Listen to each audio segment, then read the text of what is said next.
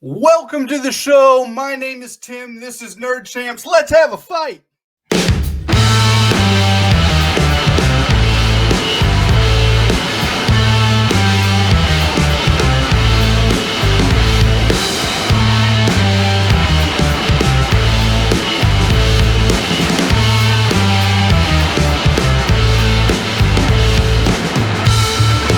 Channel where nerds get together to do what we do best, which is argue about things that do not matter at all. We're not going to be talking politics. We're not going to be talking about international trade. No, we're going to be talking about the nerd arguments that you guys have with each other, sci-fi, fantasy, film, TV, comic books, all the things that you guys care about. That's what we're going to be arguing about. Nobody else cares, but we do. Before we get to today's argument, I want to remind you to like, share, subscribe. Go ahead and tell us what you think in the comments. Follow us on all the platforms, Facebook, the platform formerly known as Twitter. Go ahead and hit us up. Let us know what you think. We want you guys to be a big part of this thing that we got going on. We want to grow. We want to get big. Go ahead and do us all a favor and hit all those buttons. Now, what are we arguing about today? It's a bird. It's a plane. It's the Man of Steel, Superman. There are a lot of different opinions on Superman, particularly when we talk about the cinematic renditions of Superman. Which one's the best? Which movie is the best? We've got two guests today that have completely different opinions on that. Let's go ahead and meet today's combatants. Ladies and gentlemen, representing comic book cinema, standing taller than he looks on the video, our good friend, Jonathan. What's up, everybody? Hope you're ready to lose, Dan, because it's definitely going to happen. And he lives in a van down by the riverside. You can say that he looks hairy.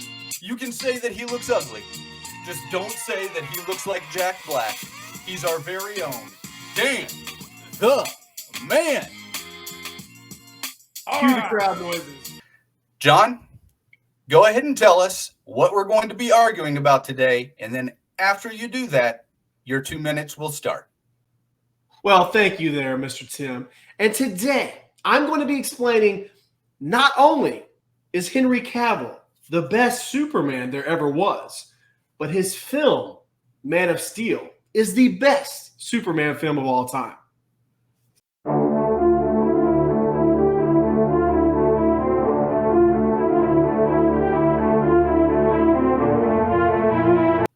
Okay, so let's kick things off with this. Henry Cavill, his physique, there has literally never been and never will be a Superman that has the physique of Henry Cavill. This guy literally looks like a Greek god carved out a statue and presented to us meager fans. His film Man of Steel is incredibly underrated.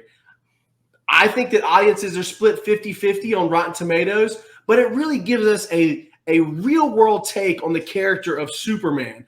What would this character do if he was faced with two foes of equal strength or more? Literally, his first day as Superman, he's put in between a rock and a hard place, and the way he handles it is probably better than any or all of us would have handled that situation.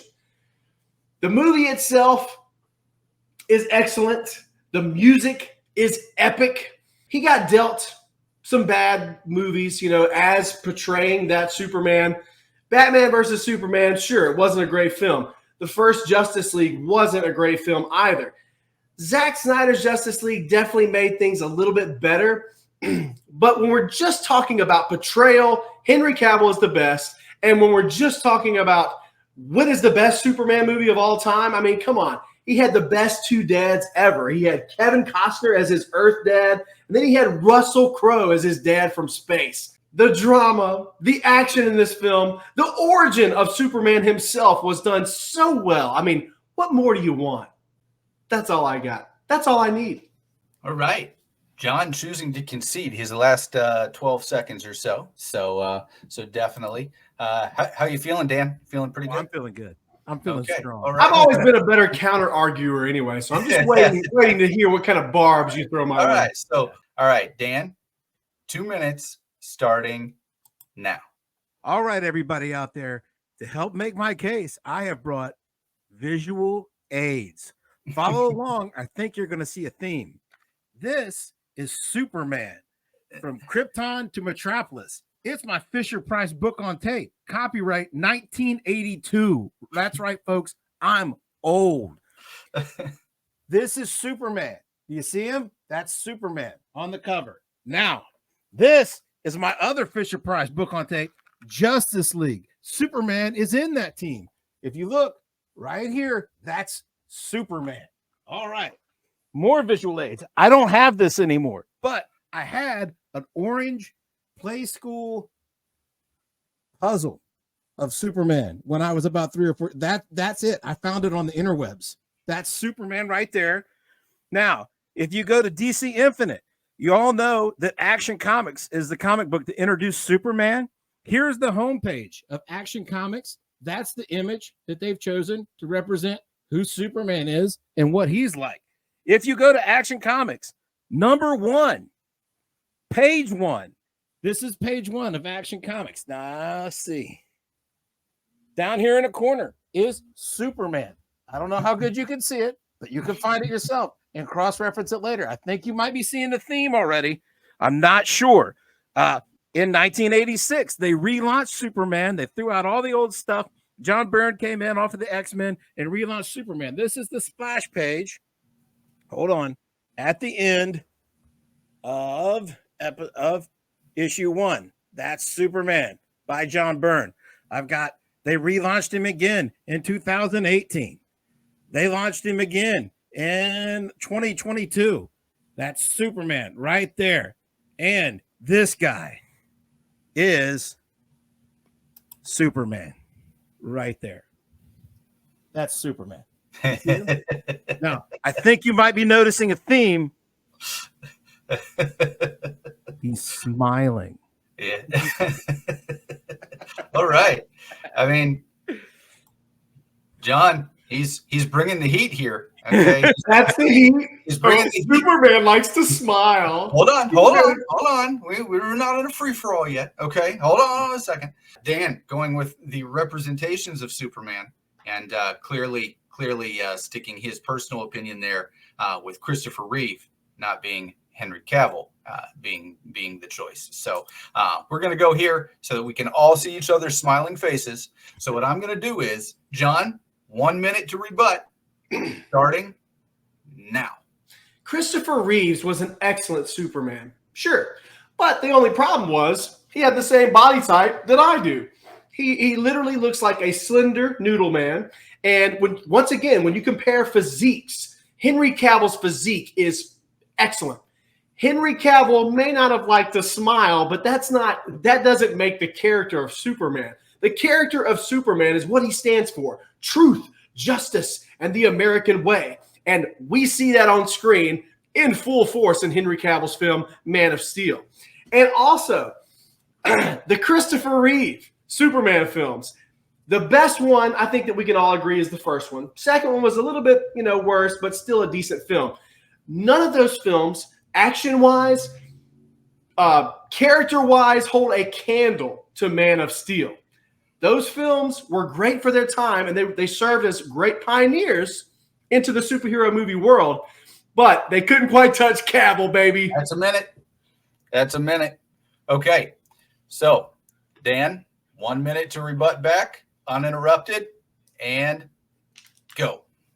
Superman is a shining beacon of hope and justice and the American way. Like you said, he exudes confidence. He exudes self-assuredness. He has what we might call a masculinity labeled toxic in today's environment. He is self-assured. He is happy. He is aspirational. He is not Batman. He is not sad. He is not mopey. There's no hope in being sad.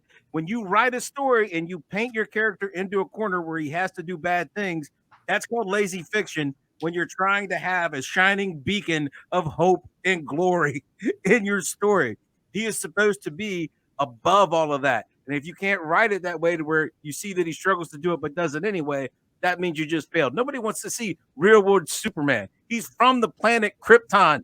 and can move planets. And why is he getting so jacked anyway? He can move planets. What's he? We've got a lot to consider here. First of all, I'm going to take 1,000 points away for both of you, okay?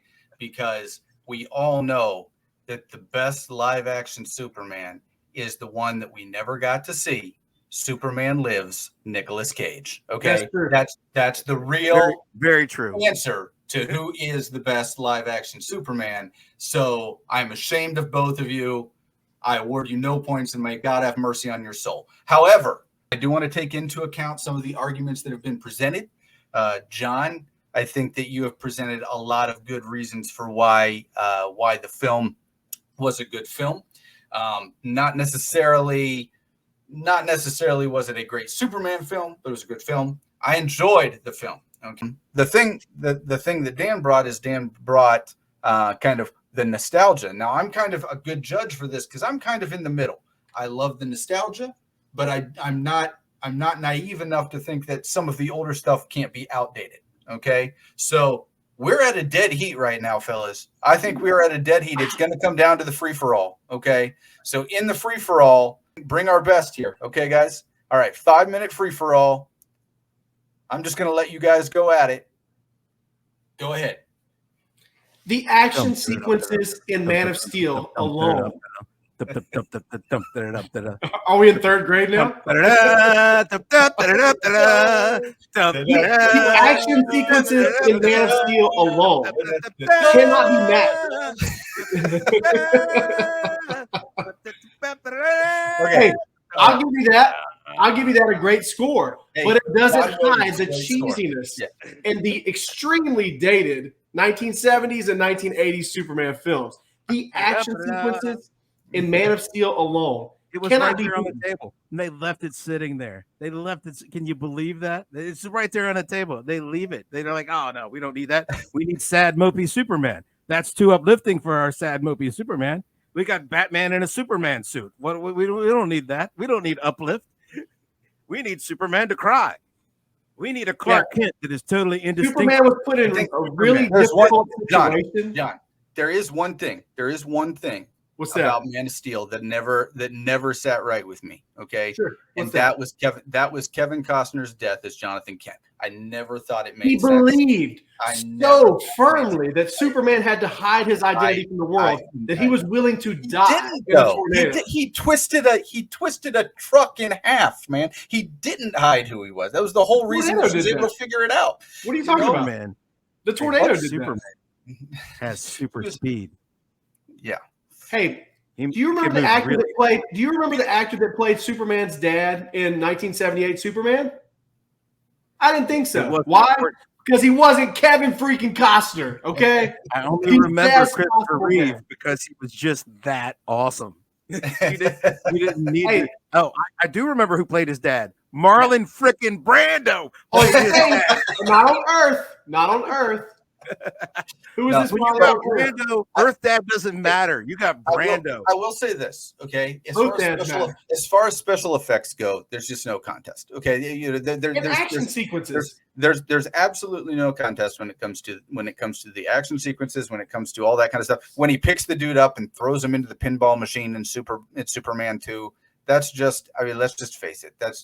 That's just dated special effects, man. And so look, I'm not sitting here trying to tell you that the first Superman movies were perfect, but the character of Superman is kind of who I'm focusing on. So, I just know that you got, I'm looking at Cavill. Okay. I'm looking at Cavill and I do see Superman when I look at Cavill. Right.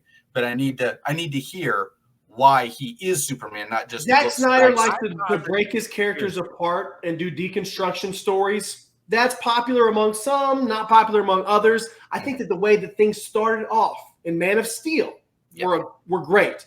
But however, after that, Batman versus Superman, everything else went extremely downhill. I posit that Cavill, I don't want to throw any shade at Cavill as an actor or a person. He seems great. He seems dedicated to the IP of anything that he addresses, more so than the people that are higher on the food chain to him, from what I can gather.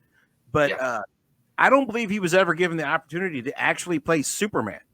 He played a sad dude in a Superman suit. I think he could have played Superman. I think I got to see him play Superman for about 3 minutes at the beginning of Justice League with a CG removed mustache.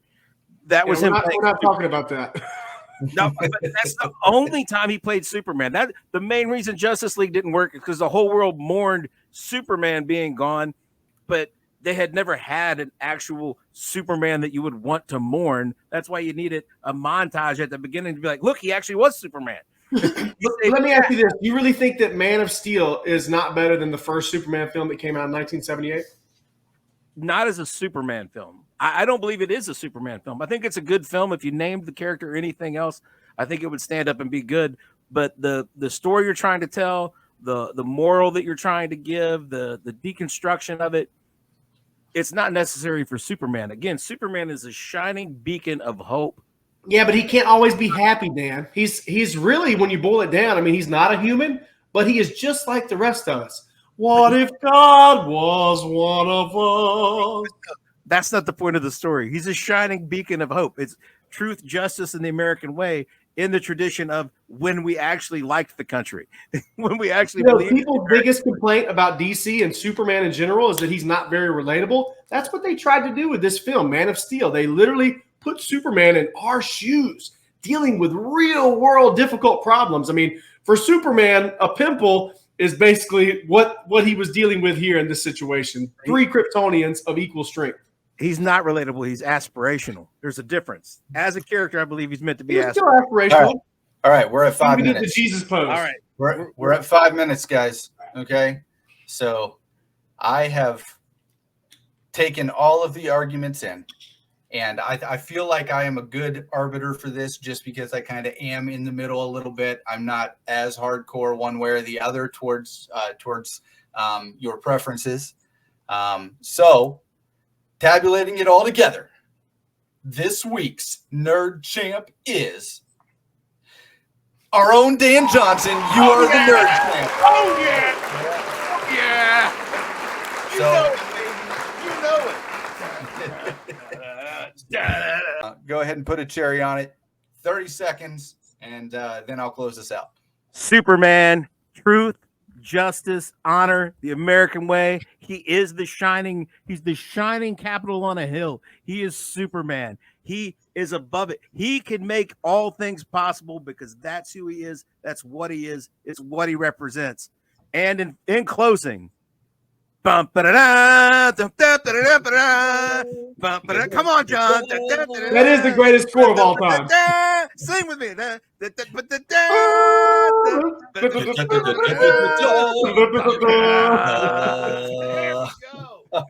go. Oh, yeah. All right. Well, this has been Nerd Champs. Thank you so much for joining us today. Go ahead and let us know what you think in the comments. Maybe you think that Henry Cavill is a better Superman than Christopher Reeve. Whatever you think, let us know what you think in the comments. We want you guys to be a part of this thing. Go ahead and like, share, subscribe. And then just remember, life is too serious. Have a stupid fight. This is Nerd Champs. We'll see you next time.